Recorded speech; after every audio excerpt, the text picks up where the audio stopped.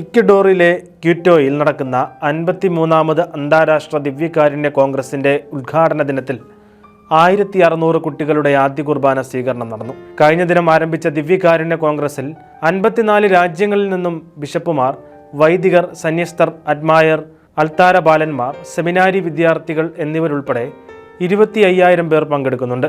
ആദ്യ കുർബാന സ്വീകരണം കുട്ടികളുടെ ജീവിതത്തിലും ദിവ്യകാരുണ്യ കോൺഗ്രസിന്റെ ചരിത്രത്തിലും ഒരു സുപ്രധാന നാഴികക്കല്ലായി മാറി. Archbishop Alfredo Jose Espinoza Mateus വിശുദ്ധ കുർബാനയ്ക്ക് നേതൃത്വം നൽകി. ഇതൊരാഘോഷ ദിനമാണെന്നും കുട്ടികളിൽ ഇന്നും തങ്ങി നിൽക്കുന്ന ഓർമ്മയാണിതെന്നും അദ്ദേഹം പറഞ്ഞു. കുട്ടികൾ കുർബാനയുടെ മിഷണറിമാരാകാനും അവരുടെ കുടുംബങ്ങളിൽ സാഹോദര്യം കെട്ടിപ്പടുക്കാനും അദ്ദേഹം അവരെ പ്രോത്സാഹിപ്പിച്ചു. യേശുവുമായുള്ള സൗഹൃദത്തിൽ വളരേണ്ടതിൻ്റെയും മറ്റുള്ളവരുമായി സന്തോഷം പങ്കിടുന്നതിൻ്റെയും പ്രാധാന്യം ആർച്ച് ബിഷപ്പ് വെളിപ്പെടുത്തി.